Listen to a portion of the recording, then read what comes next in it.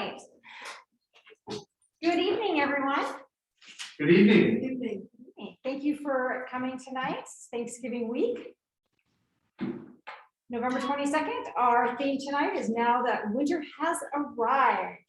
I'm going to pass it over to our Sergeant at Arms to lead us through the Pledge of Allegiance. Thank you, Madam President. If you would all please rise and repeat along with me. I pledge allegiance to the flag of the United States of America and to the republic for which it stands, one nation, under God, indivisible, with liberty and justice for all. Please be seated. You on the screen as well. All right. I am happy to introduce our Toastmaster tonight to make opening remarks and call for the joke of the day. Brian. Ooh, thank you. Thank you. Good evening, everyone. Now that winter has arrived, we placed chains on all the fire trucks and are ready for winter. Drained all the tanks of all the brush trucks. Does anyone have a joke of the day? Negative on that. Positive news of the evening is returning to us tonight is Doreen. Welcome, Doreen. Doreen. Thank you. Thank you. It's good to be back. I know Vicki remembers Doreen and Dean does as well. Nice to see everyone on the screen. Jacob, Fabiola. Changes. Program changes. Steve Schwinn is not here. However, Selena's not here to do her speech. Those are the only changes to the agenda. And with that, I will turn it over to our general evaluator, Rob Tidd. Thank you, Brian.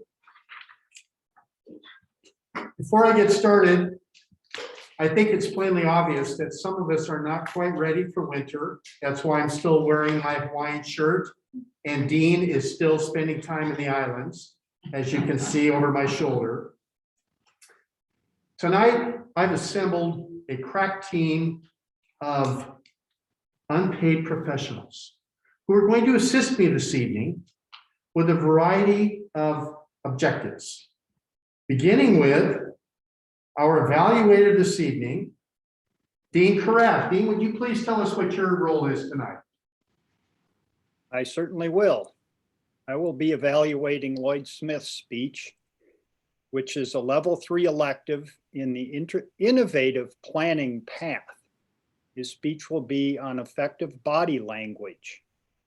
The purpose of this project is for the member to deliver a speech with awareness of intentional and unintentional body language, as well as to learn, practice, and refine how he or she uses nonverbal communication when delivering a speech.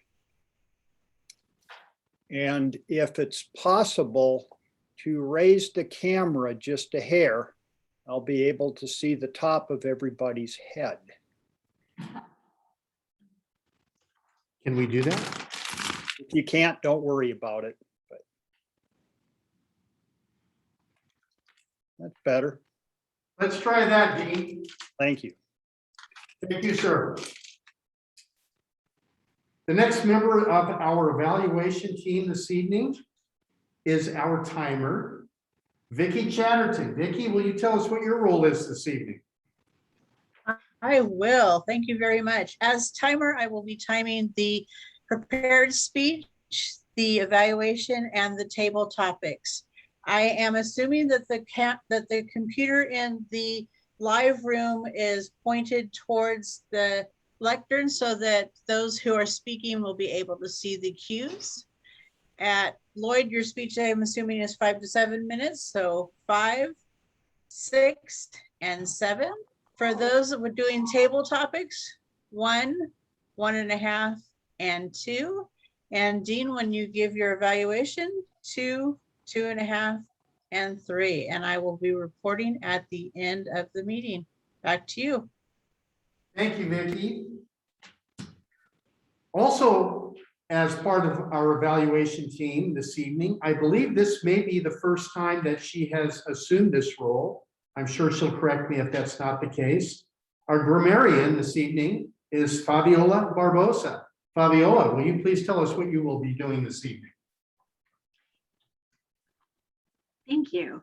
This evening, I will be introducing the word of the evening. And being that we are entering into winter, our word this evening is gelid, Gelid, and it means extremely cold. It is used as an adjective to describe freezing things or frozen things, excuse me, but it also can be used as a figurative speech in terms of that person's personality is rather gelid. They're rather cold in their personality. That will be our word this evening, and I will be documenting how many of us use the term. I will also be looking at outstanding words, quotes, sayings, and thoughts throughout the evening, and then I will give a report at the end of the evening. Thank you. Thank you, Fabiola. Last but not least, on our evaluation team tonight, he too, for the first time, is assuming this role. Please welcome our awe counter. And Jacob, would you please tell us what your role is this evening? Thank you. I just used it because I just said the word. I am new to Toastmasters, and so you being the awe counter, I think, is a very useful thing. When I'm listening to other people speaking, I can hear unnecessary or inappropriate uses of filler words. My job is not to bully anybody for using these words. It's simply to record that they use them and try to work better next time. So that is what I'll be doing as the awe counter. Wonderful. Thank you, Jacob. I would now like to turn the meeting back over to our Toastmaster, Brian Brett. Well, you're welcome.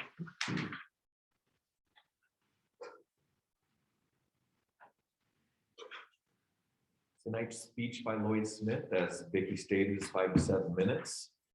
The intro to this speech is, we're often told that we need to incorporate gestures, movement, and eye contact into our speeches. That shouldn't be very hard to do since we gesture, move, and make eye contact for most of every day. But the more we think about it, the harder it seems and the less natural we look. This evening, Lloyd Smith will be presenting a Pathways project called Effective Body Language, which is an elective project for level 3 of his innovative planning path. He will offer some practical advice about gestures, movement, and eye contact. Lloyd Smith, and doesn't he look natural?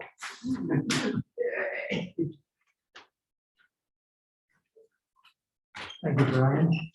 It's true that we spend most of our days looking at people, gesturing when we speak, and moving around, and yet when we try to do it when we're speaking, it seems to be an effort, and it looks unnatural much of the time.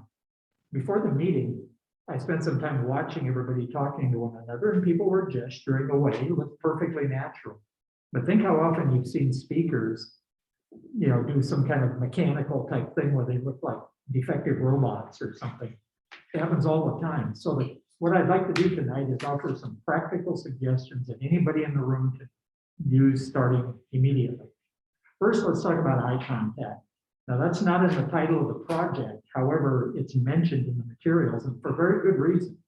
In our culture, eye contact is absolutely critical. When people have good eye contact, we tend to think that they are honest, forthright, and so on. That's why every good meaning successful con man or hustler works really hard to learn how to keep good eye contact because they want to look trustworthy. That's how they operate. Now, you need to recognize in some cultures that's not the case. Good eye contact, straightforward eye contact is actually considered insulting or threatening. So you need to know your surroundings, obviously. But in our culture, it's critically important. If you spend your whole speech with your head down, nobody's going to react well to that. So let's think about a couple of things about eye contact that can be done immediately. One of them is, how do you decide who to look at? In other words, how do you determine that? Well, the best way is not to determine it. In other words, to have a random pattern of eye contact. But it's surprisingly difficult to be random about anything. We tend to have organized brains, and that works against us in this regard. One way to do it is a simple box with diagonals. In other words, make contact in this part of the room, look up, make contact in that part of the room, come down here, go there, and so on, and just kind of keep it zigzagging around the room. If you don't do that, you're likely to do the kind of eye contact where you circulate around the crowd. And you'll have, it's sometimes called a lawn sprinkler effect. You'll go around the group, then back. That will not look natural, no matter what. Another question people often have is, how long should you look at each individual person? Well, it depends. In a large crowd, suppose you had about 100 people in here, you can't look at each individual person very long, obviously, because the speech has a limit to it. That's why, in my opinion anyway, speaking in front of a large group is much, much easier than speaking in front of a small group like this, because it's much easier to at least give the illusion of having good eye contact. So the idea is that most of the experts say is to maintain contact with one person for maybe a thought or a sentence, or at least a full clause. Don't just, click, click, click, click, click, click back and forth. And that isn't, I know, very specific guidance, but it's probably not the best anybody can come up with. The main thing is to, keep it moving, keep yourself moving in a more or less random pattern. What should you do if it scares you to make eye contact with the audience? Well, don't. Like, for example, right now, I'm not making eye contact with any one of you because I'm looking between sets of two of you. But from your perspective, it probably looks like I'm looking at you. And so it can be done, if you have to fake it. It's better to do it honestly, though, because you want to see the reactions of the audience. That's something teachers call monitor and adjust. You have to know whether or not the audience is getting what you're saying. Because if they're not, you better figure out another way to restate your points. Now, gestures. Gestures are tricky. People begin to focus on what they should do with their hands. And as a result, they start, your hands take on a life of their own. Should you clasp them in back of you or in front of you or whatever. You need to get to where you're just speaking the way you normally speak. I don't know if you've noticed this, but lots of people gesture even when they're speaking on the phone. When they can't see the person they're speaking to, it's a natural human thing to do. But there are some key points about gesturing.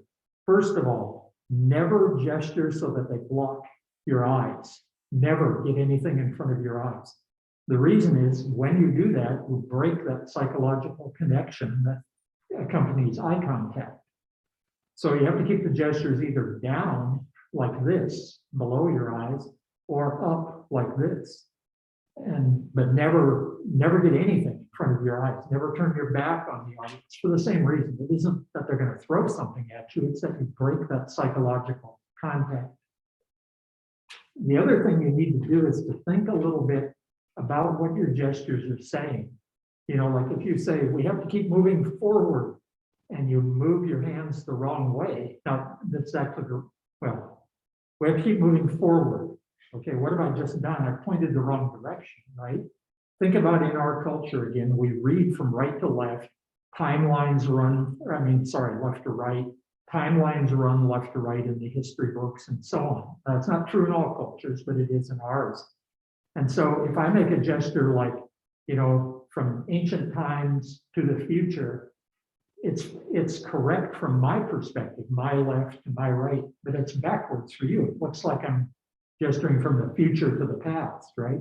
Now, you might not think about that while I'm speaking, but it'll stick in your mind. It'll look like something's odd or wrong. You don't want the audience to take their mind off of your speech while you're speaking, so you've got to do it right.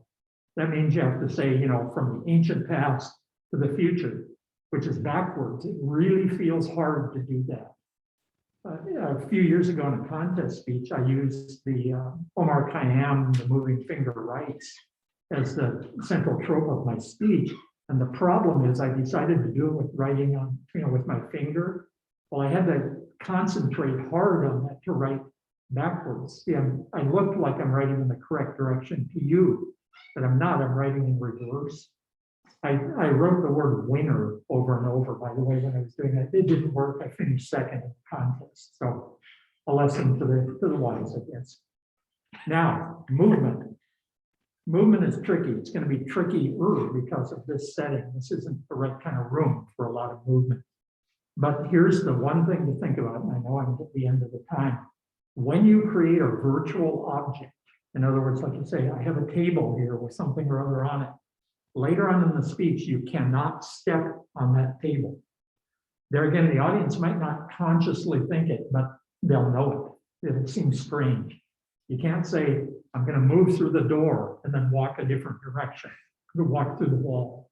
You have to think a little bit. Bottom line, if you give a little bit of thought to movement, gestures, and whatnot, try to make them seem natural, you're going to be fine. But the less you focus on doing them, the easier it will be to do them. Mr. Toastmaster. Thank you.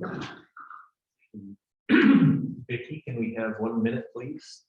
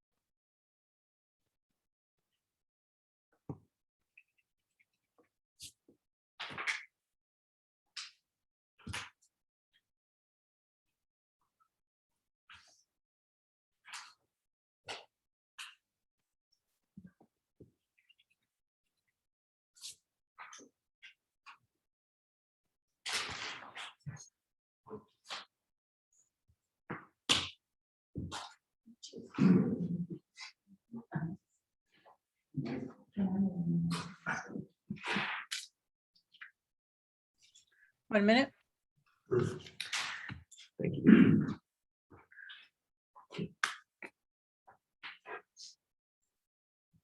Thank you, Vicki. I am so impressed by your timing screen illuminations. How in the world did you do that? She's not going to tell you. Zoom backgrounds. It's just fun. All right, good job. And now it's time for table topics, and tonight's table topics master is Kathleen McNulty.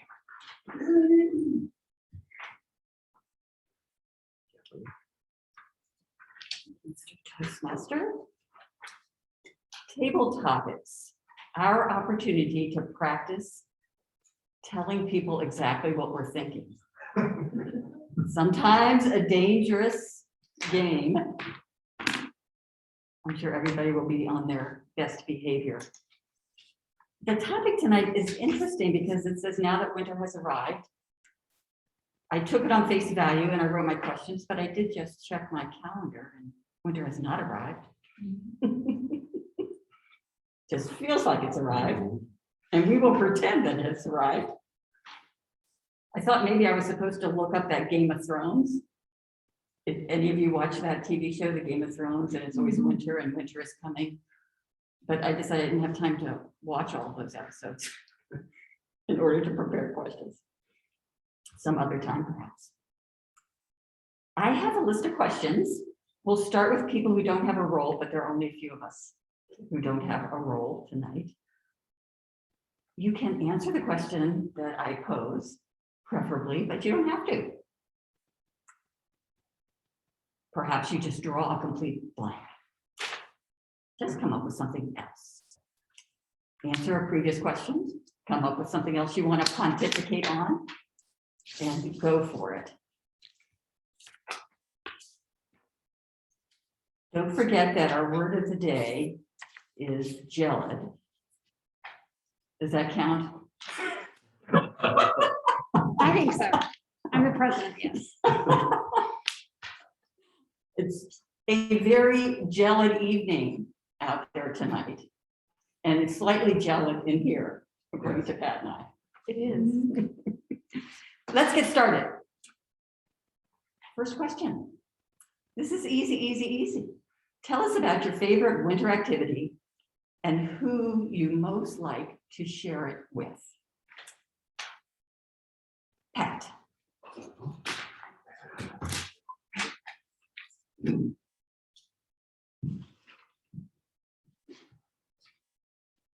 I'd have to delve into my past to identify the activity and the person.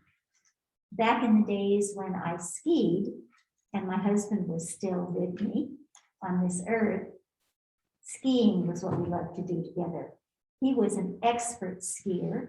I don't know if any of you remember when Jean-Claude Keely was an internationally famous skier, and Bob skied with him at Mammoth, and we met in Mammoth, lived in Mammoth. Mammoth Mountain is a fantastic ski area. And then we've also lived in Park City. And we raised my daughter, grew up skiing, at the age of 4. It's the first time I ever took her to Mammoth, and we enjoyed that. So back in the old days, my favorite activity was what people who don't know the right term call downhill skiing, but it's actually alpine skiing.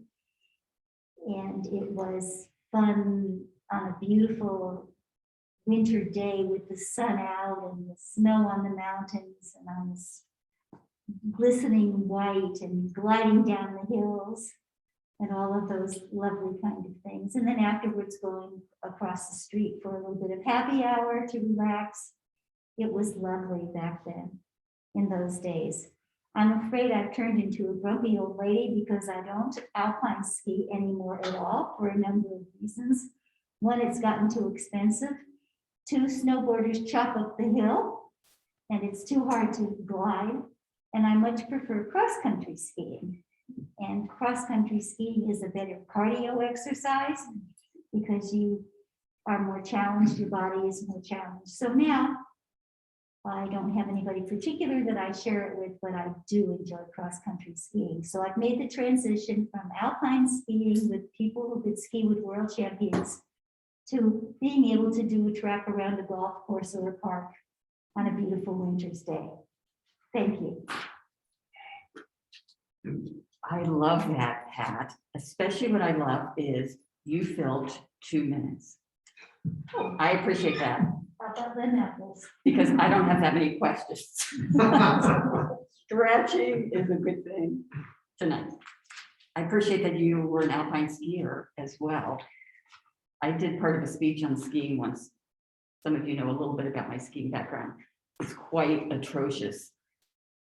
And the last person I took a lesson from, because I've had lesson after lesson after lesson, he said, you just have to point your skis downhill and trust yourself.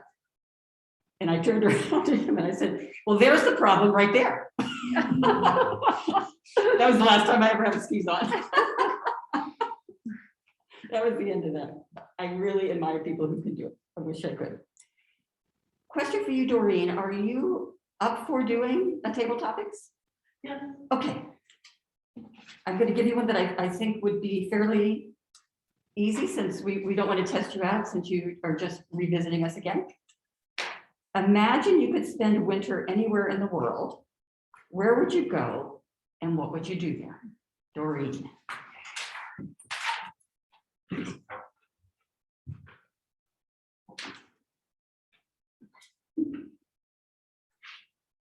Where would I go and what would I do? I would go to Switzerland because I love the snow and I came from Canada and we went up into Vancouver and we went up Grouse Mountain, which is a very large ski hill in British Columbia. And then when I moved here, there was a really bad winter one year, 28 feet of snow.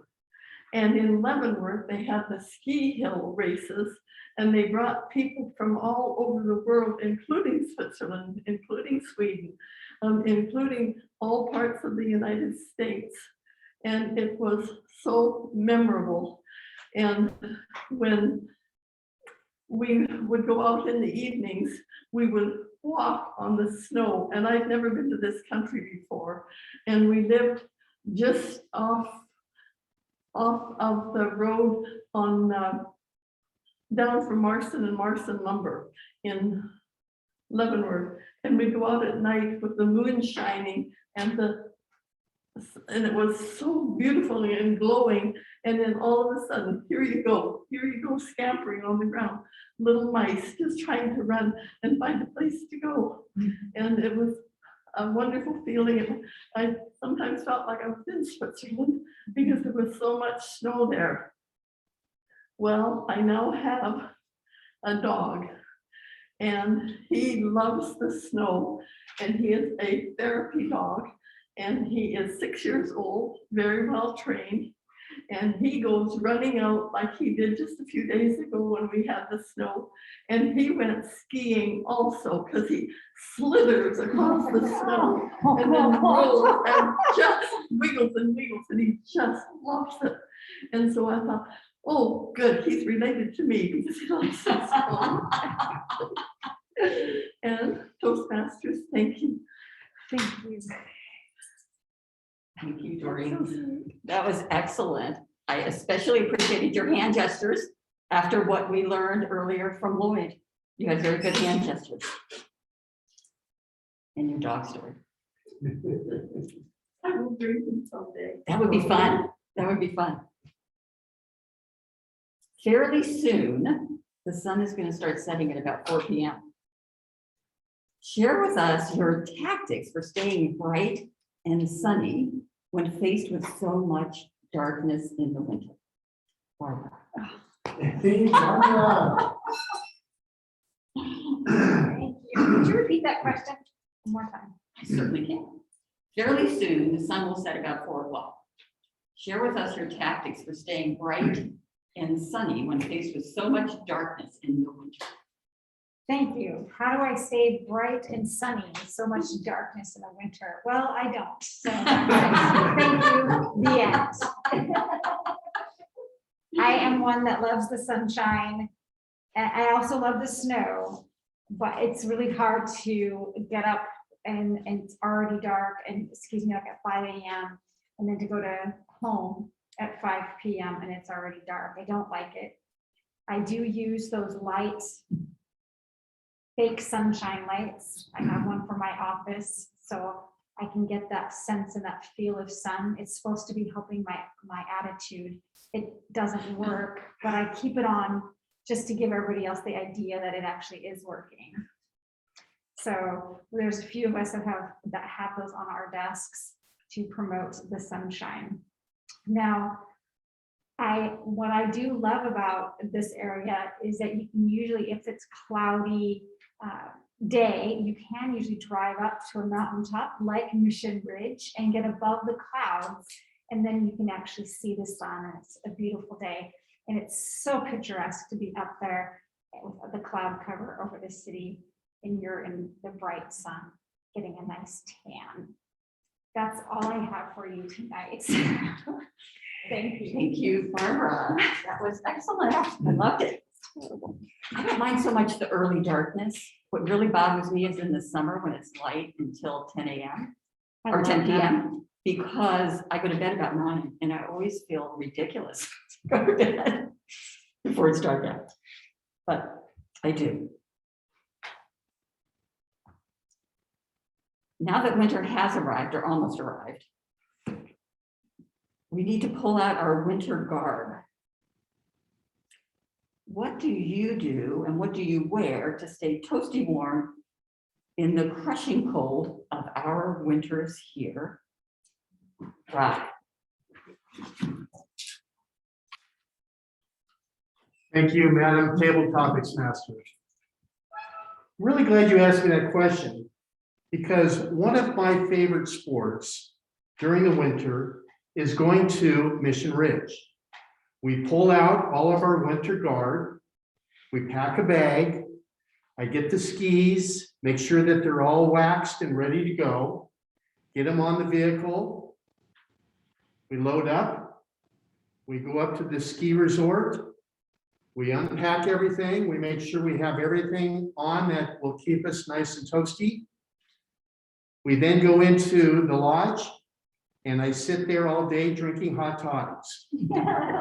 That is my favorite pastime during the winter. I'm looking forward to Mission Ridge opening so that I can continue that endeavor. Thank you, Madam Table Topics Master. We haven't forgotten you, Zoomers. Your turn is coming. How about Jacob? There's nothing like homemade soup on a cold winter day. What, Jacob, is your winter comfort food? And tell us something about it. Thank you for that question. My comfort winter food may seem like an odd one, only because I look white. My grandmother is Mexican. My mother is also Mexican. And so our tradition for the holidays is to make tamales.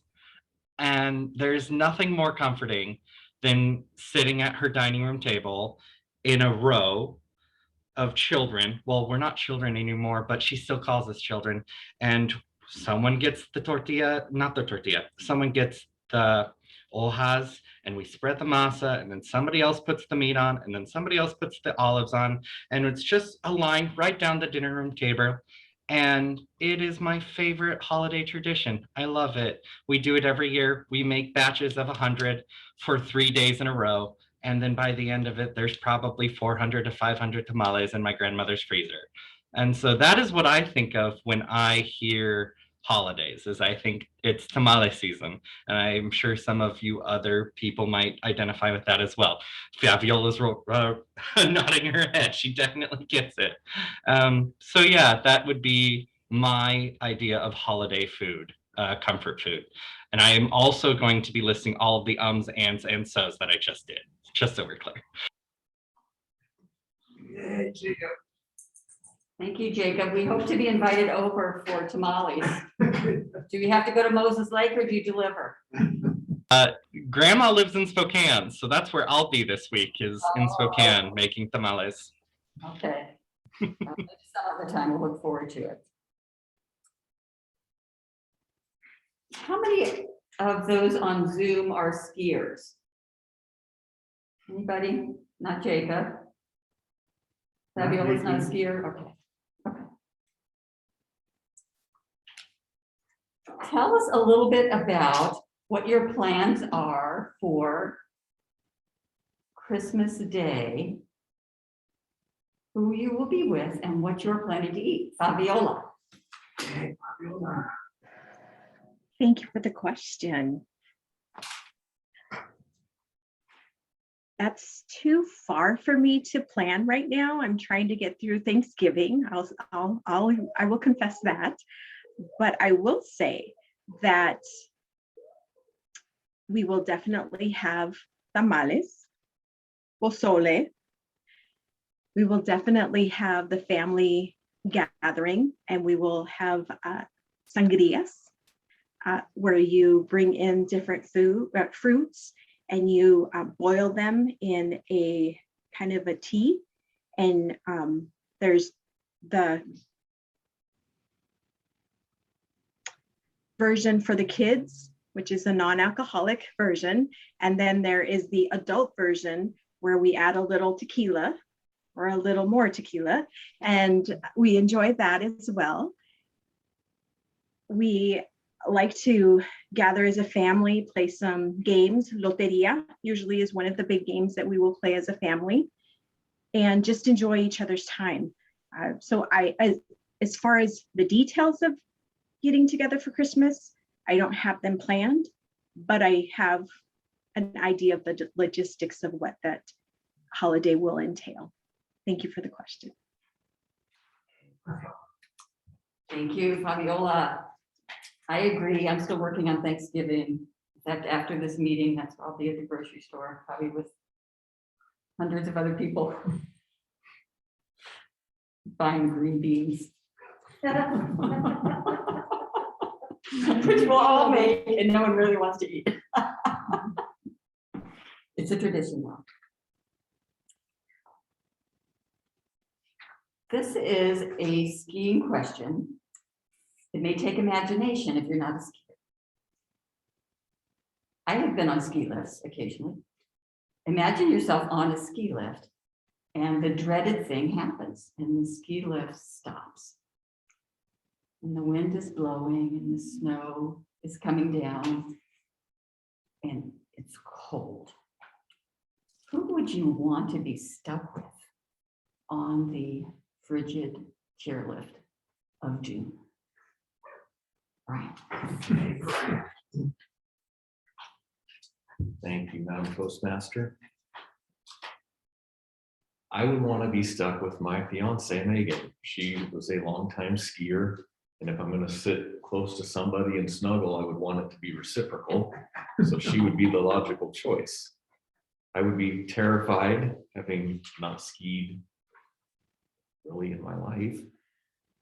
I have never ridden the chairlift, as a matter of fact. I did ski once, I guess, on the Bunny Hill rope tote thing, but that doesn't really count.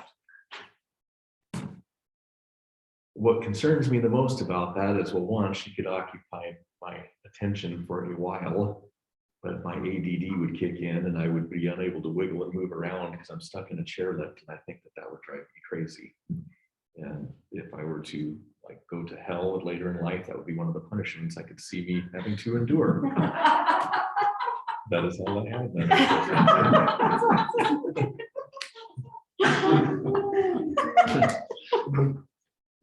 I think it's really nice that we have a non-skier in the room. Has your fiance threatened to teach you? No, she hasn't skied in about 10 years. Oh, good sense then, for her not to take that test on.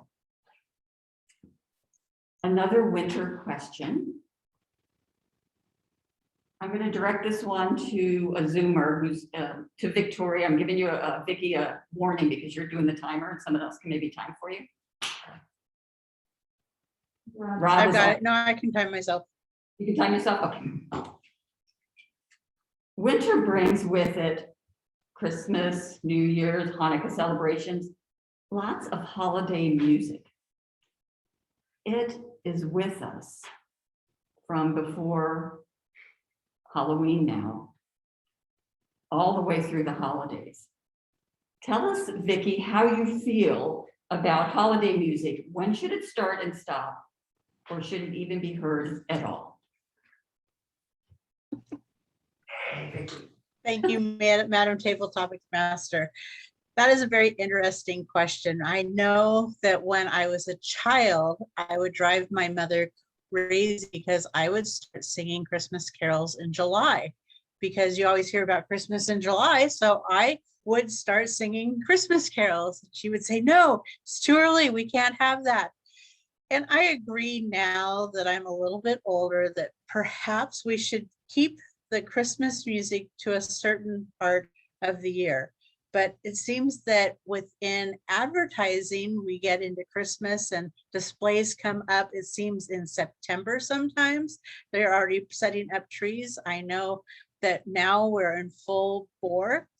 But one thing that has always kept me from liking so much Christmas music is one season I worked retail for Christmas.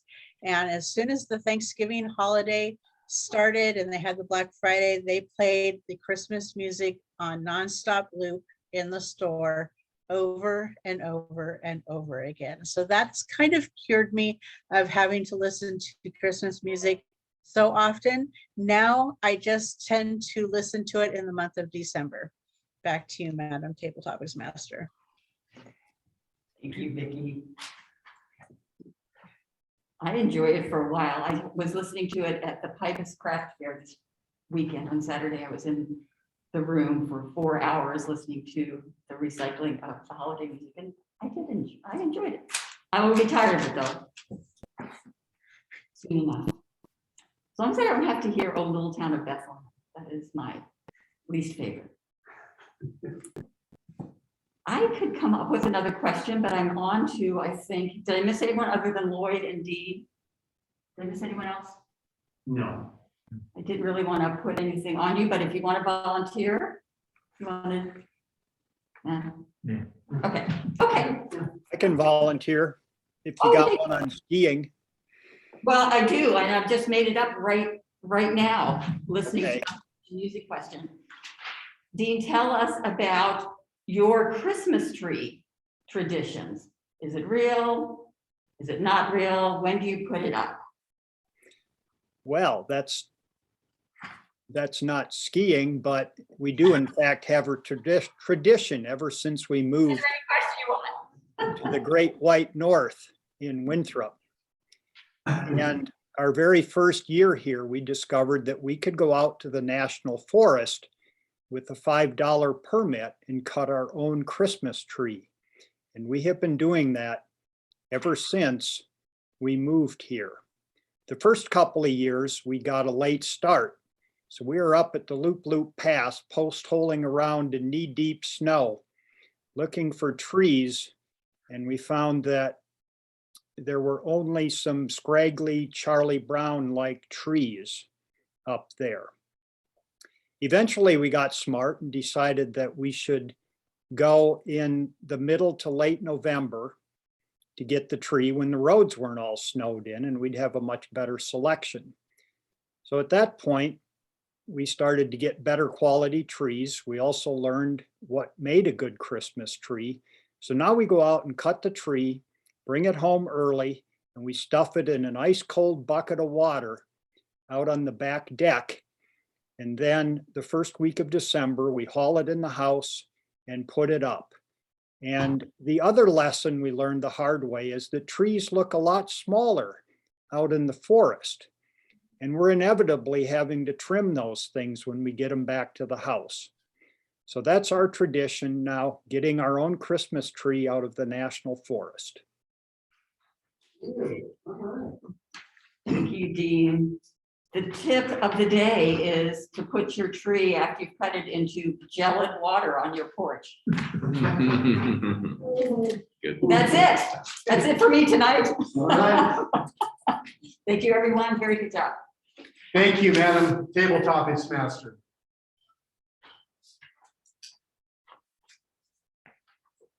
Dean, you're back on the hot seat. I'm going to have you tell us the evaluation of Lloyd Smith's speech. Take it away, Dean. Okay, thank you. Lloyd, as you approached the front of the room, you certainly did not look gelid. Walked up and confidently took control of the room, and you had a great introduction and gave a great informative speech on gestures, body language, and location on the stage. You started out talking about eye contact, which is a subject that I often struggle with. And so I greatly appreciated your advice. You told us what to do, and perhaps more importantly, what not to do. I really liked your advice on how to move your eyes around a small crowd, and you also touched on what to do with a large crowd, because I think we will all eventually be in front of a large crowd if we haven't been already. I thought in general, particularly in that part, your gestures were appropriate and followed the speech or what you were trying to do with your speech. For example, you gestured towards the audience when you were referring to us, and you moved your hands towards yourself when you were referring to yourself. The one thing that I did notice was when you first got up to the front, you had your hands clasped by your stomach, and then you returned them there, but that was the only time I saw that gesture, which didn't seem to add much to the speech, in my opinion. You next went on to gestures themselves and talked about what to do, and again, very importantly, what not to do. I particularly appreciated the advice on writing from the opposite direction in reverse, as well as demonstrating timelines in reverse. That is something I had never had. That said, I noticed while you were demonstrating the writing part of it, you in fact passed your hand in front of your face, which you'd already told us not to do. And finally, you gave us some very valuable advice on moving around the stage, and you gave some examples of how to create a box and an object, and to not then run into those objects. which again is something that I wasn't really familiar with. And I thought your summary was a little bit brief. Your main message is very important, which is to think about your gestures and your stage location. But it seemed kind of brief, and you maybe could have talked about how we could accomplish that. For example, become a student of gestures and body language, read some books, watch some YouTube videos, think about it during the day. We can practice it all day long. If you do that, it will make it natural. So in summary, I loved your advice on eye contact, gestures, moving about the stage. Almost all of your gestures were very well incorporated into your speech and seemed natural. And thank you for all the wonderful information. Thank you, Dean. I would now like to invite Vicki to the podium to give us a report on the timers report. Vicki? Thank you very much, General Evaluator. One of my favorite roles is timing. However, if you ask my trainers, they would say that I'm very jealous when it comes to timing. But as Toastmasters, you know that is very valuable. I'm going to switch it up a little bit, and I am going to start with Dean's evaluation, which was 3 minutes and 44 seconds. Into table topics, your table topic was 141. I was 122. Brian, you were 57 seconds, almost to the minute. Fabiola, 123. Jacob, 126. Rob, you had 56 seconds. Barbara, 125. Doreen, welcome back, 212. Pat, 207. And Lloyd, your speech came in at 748. Back to you, General Evaluator. Thank you, Vicki. Jacob, I am going to hold off calling you. I'm going to start with Fabiola. Fabiola, would you like to tell us how we did from the grammarian's point of view? Thank you. This evening, we had 4 individuals that used our word of the evening, gel-id. Thank you very much for using that. As far as catchy phrases that I heard this evening, during Lloyd's speech, I heard the word defective robots, organized brains, and psychological connections. While he did not specifically use the term cultural references, I appreciated that he did highlight cultural references throughout his speech as well. During our table topics, tamale season, Christmas in July, and slithering across the snow were the phrases that stood out for me this evening. Thank you. Thank you, Fabiola. Jacob, I saved you for last. Please tell us how we did from the odd counter's perspective. Rob, you were clean as a whistle, so congratulations. Barbara had a couple ands and 1 but. Brian had an and, a so, and a but. Dean, you had 3 ands and 2 so's. Vicki had a so and a but. Fabiola, you had 1 and, so, and but. I did not do well, and I'm not going to share. Lloyd, you had an and, 2 wells, 2 so's, 2 buts, a like and an I mean, and 4 you knows. Kathleen, you had 2 ands. Pat, you had an and a so. And Doreen, you had several ands and 1 well. Great. Thank you, Jacob. My role this evening as a general evaluator is to give you my feedback on how the entire meeting went this evening. I thought it went very well. However, I need to apologize. I stole some of the thunder from Brian tonight. I took part of his role away from him. So next week, I'm going to give him 2 roles to make it up to him. We lost a speaker tonight. However, we all bounced back. Kathleen, you did a fantastic job filling the time with some great questions. Wonderful job tonight. I have a question for everybody.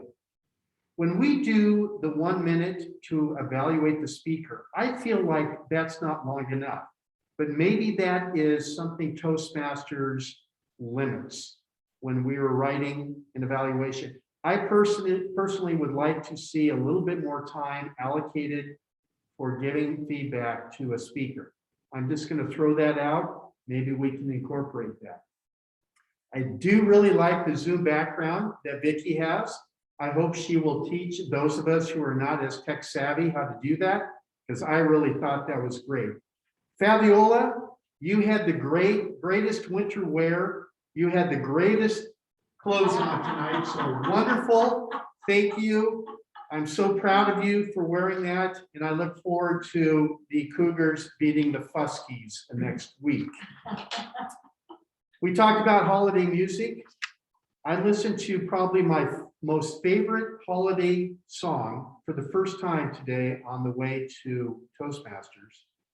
It's a new song by Carrie Underwood, and it's called Stretchy Pants. I don't know if anybody's heard it. It's funny as heck, but it's now my favorite holiday music. That is really all I have tonight. I think overall, it was a wonderful meeting, and I look forward to our meeting next week. Thank you. I'm going to turn this over to our president, Barbara Walters. Thank you. As the Vice President of Education, do you have any announcements tonight? I do not. And if I scared you when I did that, I'm sorry. I was scared out of you. Any announcements? Any other announcements this evening? All right, well, thank you. I'm going to go ahead and close the meeting out. And thank you again for coming tonight, and happy Thanksgiving. Yes, yes, yes.